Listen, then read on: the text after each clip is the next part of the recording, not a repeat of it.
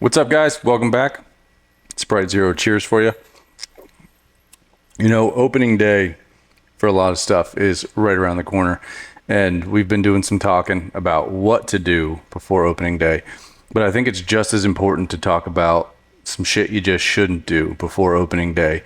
Some common mistakes that I've seen over the years, not necessarily with our pack mule members, but just across the board, talking to other hunters, looking at forums, seeing shit on social media, just stuff that is going to put you behind the curve or maybe even set you up for failure, both with your training and your nutrition. So I have 4 things we're going to cover today. We're going to talk about hero workouts to build confidence, heavy rucks.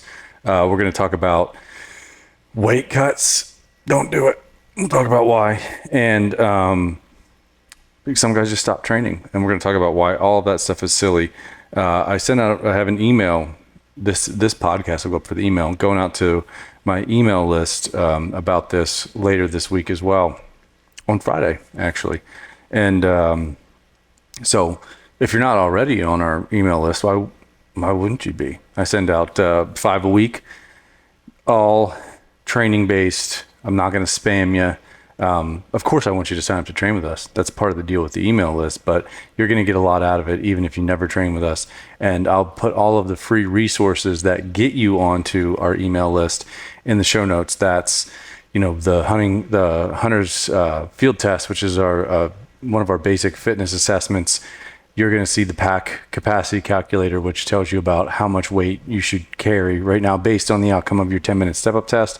And then also how to keep hunting hard after 50, which is a training and nutrition guide for you guys that are on the north side of 50 or getting close to it. So you know how to manage your training because you're not 25 years old anymore. So those are all going to be in the show notes. It'll put you on the email list, and we can keep talking, not just on the camera, but also in your inbox. All right, so let's get to it. I got all my notes here on my iPad, so you're going to see me looking down from time to time. So one of the things that hunters do is they think they want to feel confident. Let's just start there. They want the confidence of knowing that they are physically prepared to hunt. And so they go do some benchmark or some hero workout that is just fucking brutal. And it's a really bad idea, and it's a bad idea for a handful of reasons. So first, at this point in the year, the work is done. First of all, if you think you're going to get some fitness from that workout, you're not going to. It takes multiple exposures to even just high intensity stuff to be able to get fitness out of it. And the work is done at this point. It should have been, fitness is a months long, years long process.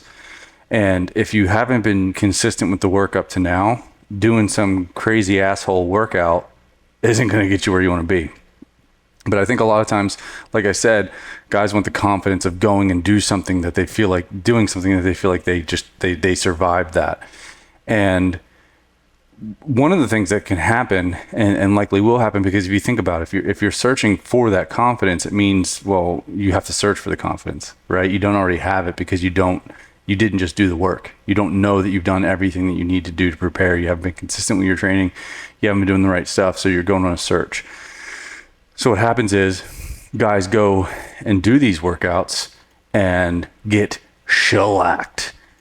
That's a problem, because now that's in your head and you're going to start thinking, well, maybe I'm not ready. And that workout in particular might not have any transfer to what you might do in your hunt. It's just some hard ass workout, right? And so doing that, not meeting your own expectations for the workout, really all you're doing is setting yourself up to get into your own head and thinking that you aren't prepared to go do the thing that you need to do. So it really is it's kind of a paradox, is that you go searching for this confidence and really all it does is kill your confidence. So if that's in your head at all, please don't do that. Also, one of the really big things that could happen is you just deplete yourself. You beat the shit out of yourself. You go do this brutal thing that's going to take way longer to recover from than you think. Hell, it might take you a few days. It might take you 4 days to get back to baseline after something like that. And if that's the case, think of the training that you missed in there, and think of all the resources that your body has to allocate to recovery to you even getting back to where you were. And so that's something that you have to keep in mind. It's going to deplete you. It's going to beat you up. You could get hurt. It's just a silly thing. So don't go searching for that confidence. If you feel like you haven't done what you needed to do to be ready for this year, well, stop fucking doing that and train year round so you know that you're ready, for one. And for two, just realize and accept that you haven't gotten yourself to the point that you need to be at to be ready for your hunt. And you're just going to go do it, and you're going to let the chips fall where they may. And you're going to move at a pace that you can handle. And it might not go as well as you wanted it to, but you're going to go do it and be intelligent about it, instead of trying to smoke yourself to gain some false sense of confidence that you might get from some workout that's likely going to backfire and make you feel like shit, both physically and mentally. So definitely do not do that. Also, another thing that guys do is they start rucking heavier now. The heavy ruck should be done. That's a middle of the summer thing. You know, we talked about this on earlier podcasts. I talked about it in articles. I talked about it in emails. Middle of the summer, you build up to it through the year, heavy shit in the middle of the summer. Then you start to taper the weight down, but maintain rucking volume. And so that rucking volume helps maintain your ability to ruck heavy, so that if you have a 60-pound load in, whatever it might be, you're fine to go. You're at this point, you're just going to beat yourself up, potentially set yourself up for failure, and maybe even hurt yourself. You know, it really just sets you up for something silly to happen if you're rucking really heavy at this point in the year. Just do the volume, get out and maintain it. And I promise you that if you've done the appropriate level of strength work, if you've done the appropriate level of aerobic work, and you've got your rucking in, you will be fine. You will be fine. I keep coming back to this story throughout, you know, different media that I put out, you know, from an elk pack out back in 2021. The heaviest rucking session I did throughout the entire train up for that elk hunt was 50 pounds. And my first loadout, stupid, I shouldn't have done what I did, but nonetheless I did it, was over 100 pounds. And I was fine. You know, it's the volume that gets you prepared. It's not necessarily the intensity. You got to touch the intensity so your body knows how to handle it, and you build some resilience and some strength. But even that needs to be done in a controlled environment so nothing stupid happens, right? So please don't go out and start doing a handful of heavy rucking workouts because you're scared about carrying your heavy pack. Maybe if you really are worried about it, go do a flatland ruck or something in a controlled environment, just so you feel the weight. If you haven't felt the weight, maybe do it once or twice and stop. But don't go do these heavy, brutal rucking workouts now before the season, because nothing really good is going to come from it. You're not going to develop more fitness.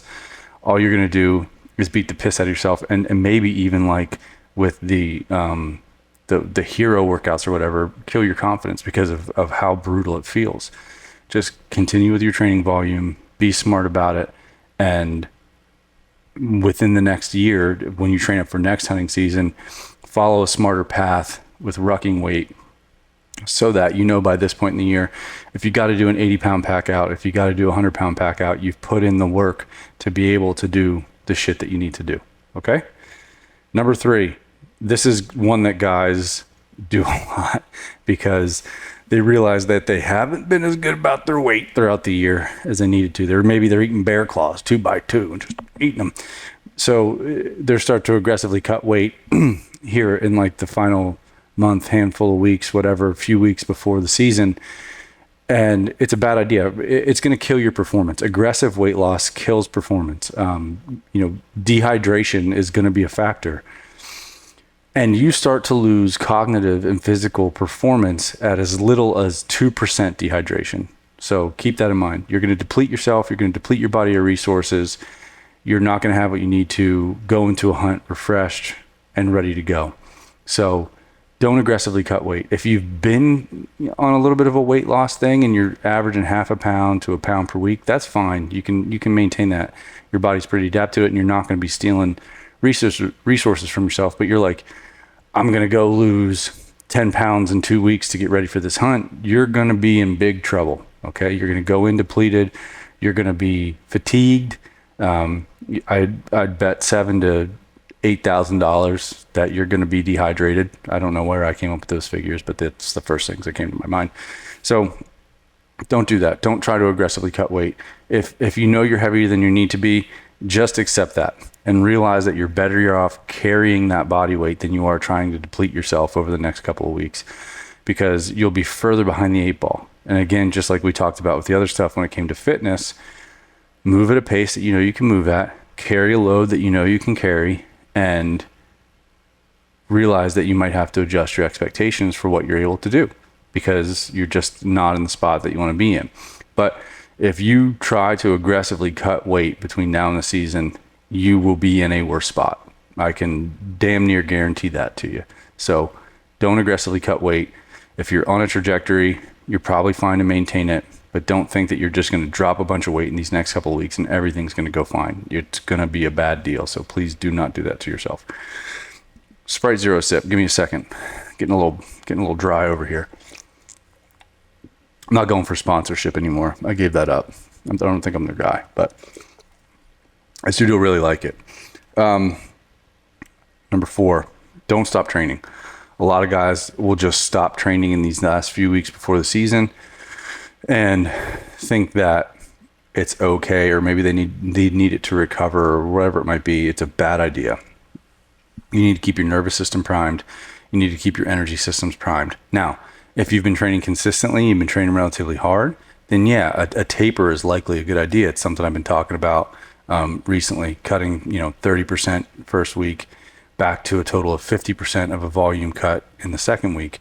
It'll help you replenish, it'll help you recover, but it's also enough to maintain the adaptations that you have and keep them primed, right? So you need them. You're not going to dump all of your adaptations in a couple of weeks, but you still want them to be as sharp as possible going into hunting season. You don't want to be behind the 8 ball with that. So keep training. Don't totally cut it out. Do a taper, but don't cut all of your training out. And maybe not totally stop training. A lot of guys totally stop training, but a lot of guys stop strength training and they just condition in these next couple of weeks, and that is also a mistake. You need to keep your relative strength up. Keep it up a little bit higher. Keep it where it needs to be so that it helps save energy. It keeps and like I said, it keeps your nervous system primed to be able to generate force, which is something that you're going to need. You need the strength endurance aspect of things. You don't want to totally drop it off. You got to keep your body where it's at. So what happens is fatigue masks fitness. This is true. So as you train, you accrue fatigue, even if you're training in a smart way. Tapering back eliminates that fatigue while allows your fitness to come to the forefront. But you have to keep touching that fitness to keep it primed to the level that you want it to be at. And so that's why we need to keep training. And that's why we don't stop strength training. Also, it maintains your tissue resiliency and helps you be more injury resilient. So not only does it help with your performance, it's going to help keep you more injury resilient. So definitely don't stop strength training. Keep strength training.